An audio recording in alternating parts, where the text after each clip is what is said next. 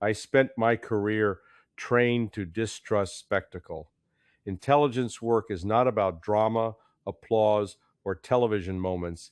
It is about evidence, corroboration, probability, and restraint. When intelligence becomes theater, the system is already in decay. What I have watched over the last 2 decades and with accelerating speed is the substitution of intelligence assessment with narrative performance, where leaders announce outcomes with cinematic certainty while offering none of the verification such claims demand. The public account surrounding the alleged capture of Nicolás Maduro is a textbook example. The story was rolled out with absolute confidence, heroic language, and sweeping claims of operational perfection. Precision, speed, total control, zero losses, flawless execution. I recognize that script. I've seen it before in Iraq, in Libya, in Syria, and in Afghanistan.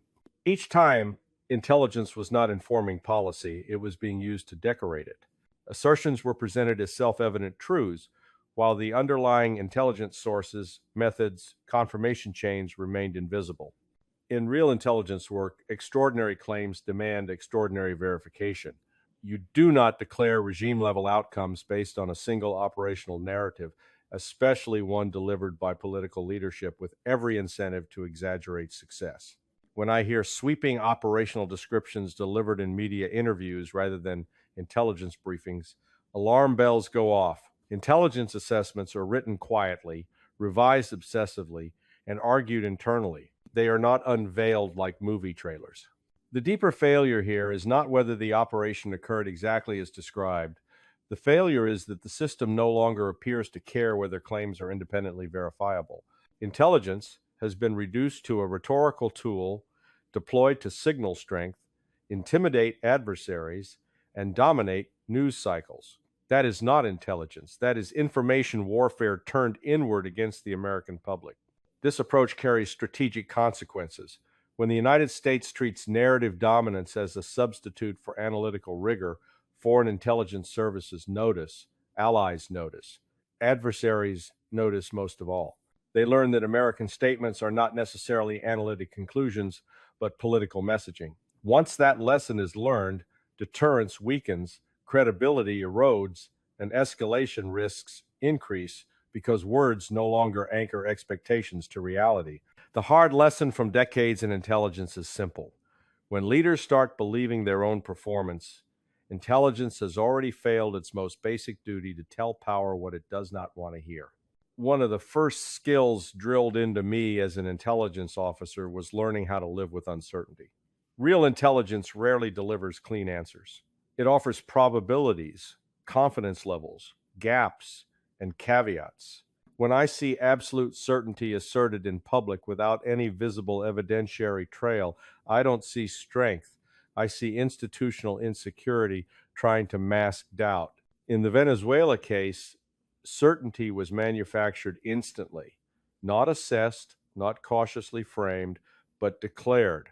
Timelines were crisp, outcomes final, resistance non-existent, and consequences already resolved. That is not how intelligence reporting works. When it is honest, even the most successful operations produce conflicting field reports, delayed confirmations, and unanswered questions that take days or weeks to reconcile. The absence of acknowledged uncertainty is itself a signal one intelligence professionals recognize immediately as narrative construction rather than analytic conclusion.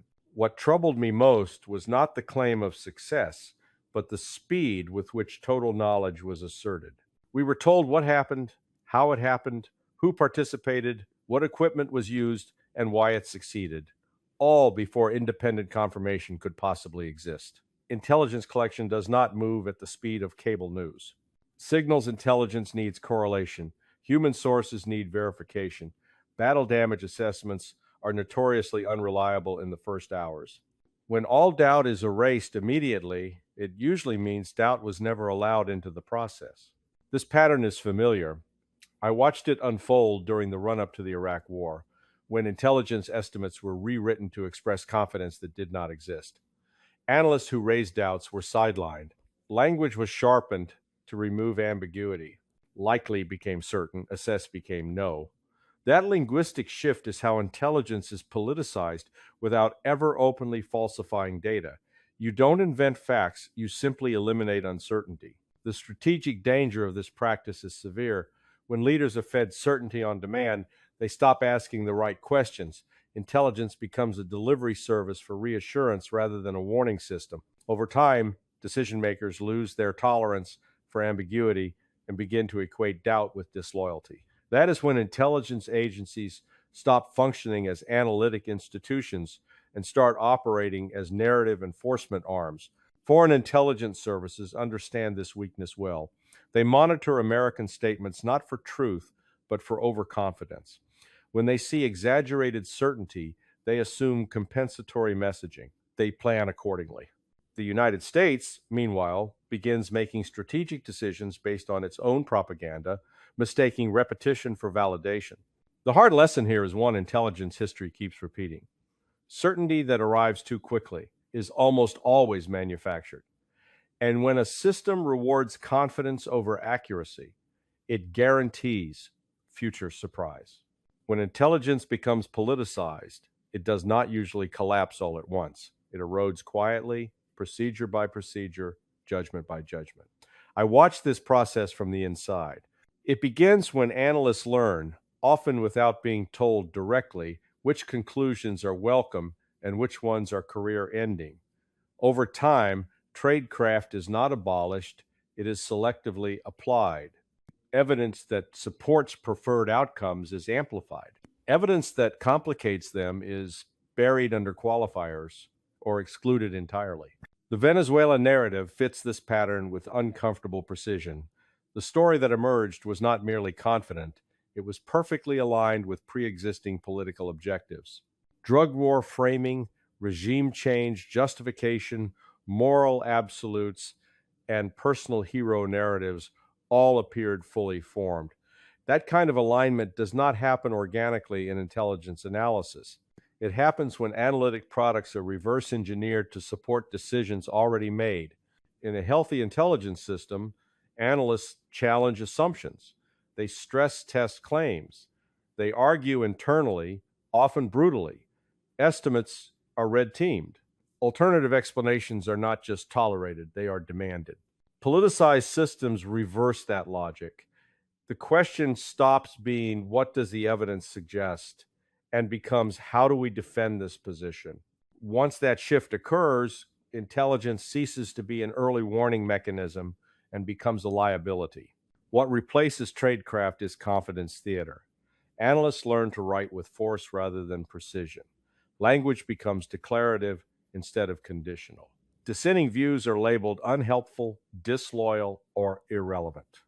Eventually, analysts stop raising objections not because they are convinced, but because they understand the institutional cost of being right at the wrong time. The consequences are cumulative.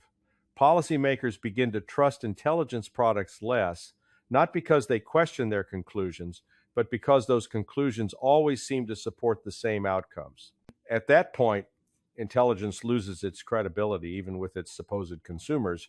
Decision makers rely instead on instinct, ideology, or personal belief, while intelligence offices continue producing documents no one genuinely believes, but everyone publicly cites.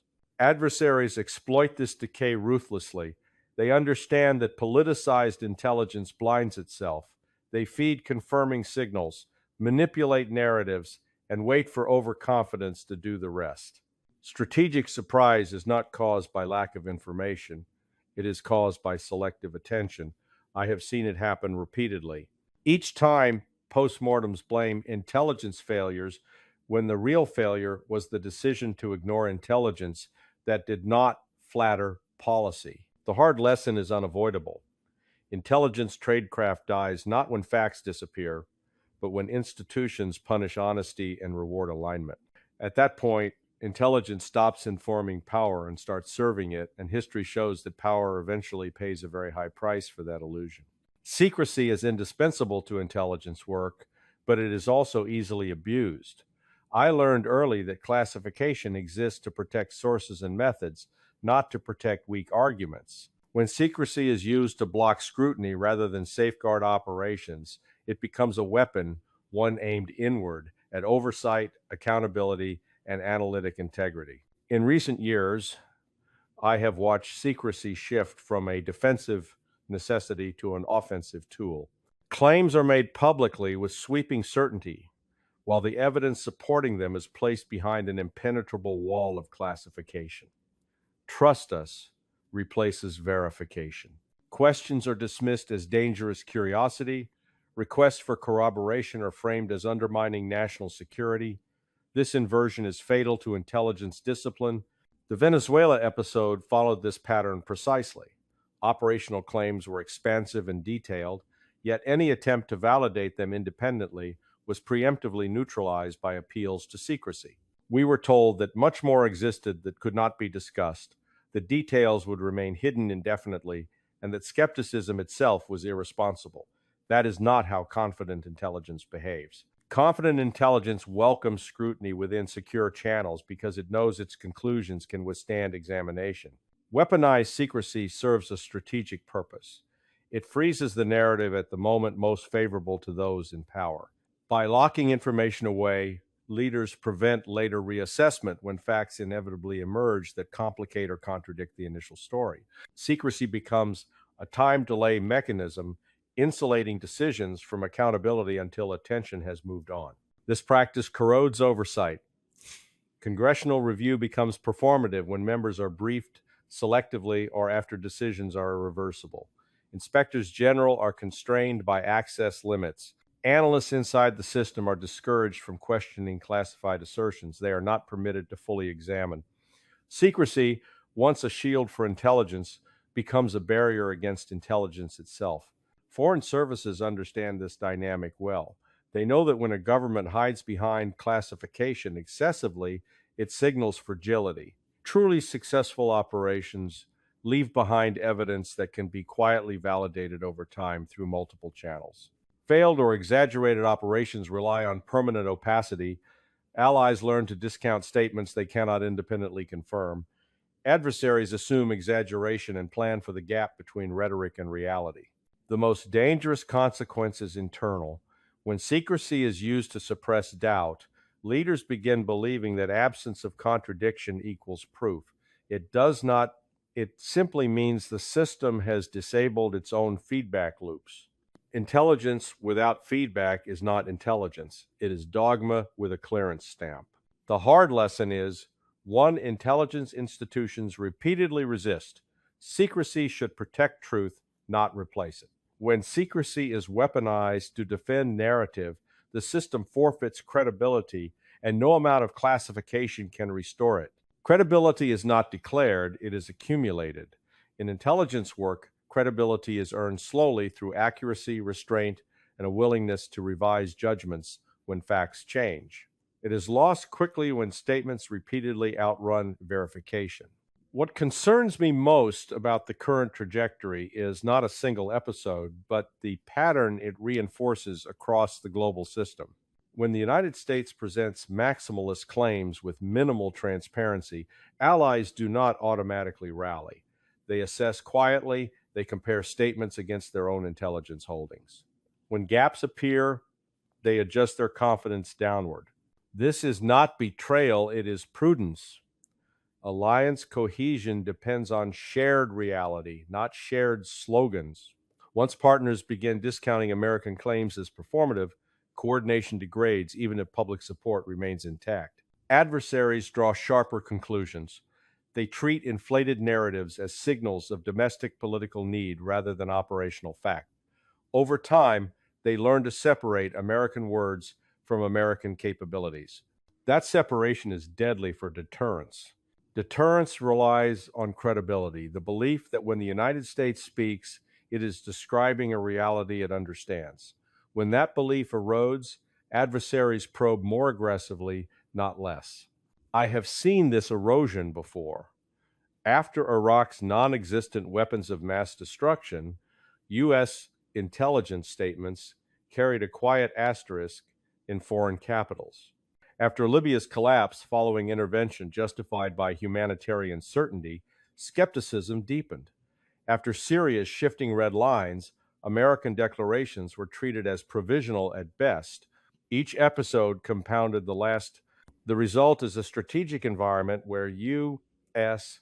messaging is parsed for intent rather than accepted as assessment. The Venezuela narrative accelerates this decline. When regime level outcomes are announced without corroboration, foreign intelligence services assume either exaggeration or information gaps.